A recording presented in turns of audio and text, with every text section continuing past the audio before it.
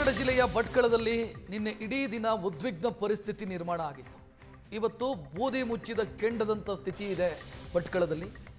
ಇವತ್ತಿನಿಂದ 3 ದಿನಗಳವರೆಗೆ ನಿಷೇಧಾಜ್ಞೆ ಜಾರಿಯಾಗಿದೆ. ಧ್ವಂಸ ಮಾಡಲಾಗಿದ್ದಂಥ ಕಟ್ಟೆಯನ್ನ ಮತ್ತೆ ಕಟ್ಟೋದಕ್ಕೆ ನಿನ್ನೆ ರಾತ್ರಿ ಹಿಂದೂ ಸಂಘಟನೆಯ ಕಾರ್ಯಕರ್ತರು ಮುಂದಾದರು. ಅವರನ್ನ ವಶಕ್ಕೆ ಪಡೆದು ರಿಲೀಸ್ ಮಾಡಿದ್ರು ಪೊಲೀಸರು. ಸದ್ಯ ಮೂರಿನಕಟ್ಟೆ ಸ್ಥಳದಲ್ಲಿ ಬಿಗುವಿನ ವಾತಾವರಣ ಮುಂದುವರೆದಿದೆ.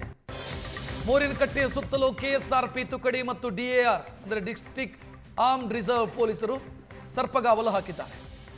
ವಿವಾದಿತ ಸ್ಥಳಕ್ಕೆ ಯಾರನ್ನೂ ಬಿಡದಂತೆ ಎಸ್ಪಿ ದೀಪನ್ ಸೂಚನೆಯನ್ನು ಕೊಟ್ಟಿದ್ದಾರೆ.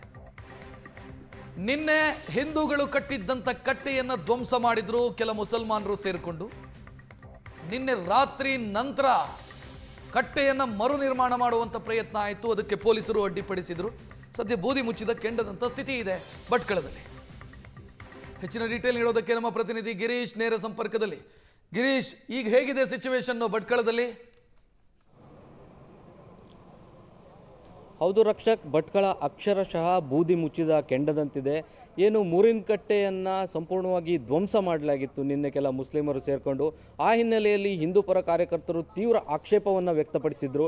ಆ ಹಿನ್ನೆಲೆಯಲ್ಲಿ ಏನು ಭಟ್ಕಳದ ಶಹರ ಠಾಣೆಗೂ ಮುತ್ತಿಗೆ ಹಾಕಿ ಈ ಕೂಡಲೇ ಮೂರಿನಕಟ್ಟೆಯನ್ನು ಮರು ನಿರ್ಮಾಣ ಮಾಡಬೇಕು, ಅದಲ್ಲದೆ ಮೂರಿನಕಟ್ಟೆಯನ್ನು ಯಾರು ಧ್ವಂಸ ಮಾಡಿದ್ದಾರೋ ಅವರೆಲ್ಲರನ್ನ ಬಂಧಿಸಬೇಕು ಎನ್ನುವ ಆಕ್ರೋಶವನ್ನು ವ್ಯಕ್ತಪಡಿಸಿದರು. ಆ ಸಂದರ್ಭದಲ್ಲಿ ಪೊಲೀಸರು ಹಾಗೂ ಹಿಂದೂಪರ ಕಾರ್ಯಕರ್ತರ ನಡುವೆ ಸಾಕಷ್ಟು ವಾಗ್ವಾದ ನಡೆದಿತ್ತು.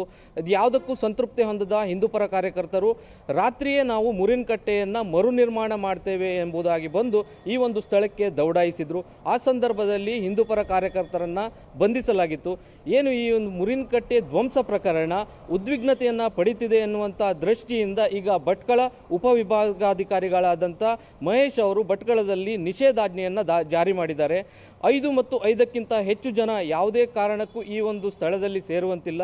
ಭಟ್ಕಳ ನಗರ ಮತ್ತು ಜಾಲಿ ಪಟ್ಟಣ ಪಂಚಾಯತ್ ವ್ಯಾಪ್ತಿಯಲ್ಲಿ ಸಂಪೂರ್ಣವಾಗಿ ನಿಷೇಧಾಜ್ಞೆಯನ್ನು ಜಾರಿ ಮಾಡಲಾಗಿದೆ. ರಕ್ಷಕ್, ಧನ್ಯವಾದ ಗಿರೀಶ್ ಮಾಹಿತಿಗೆ.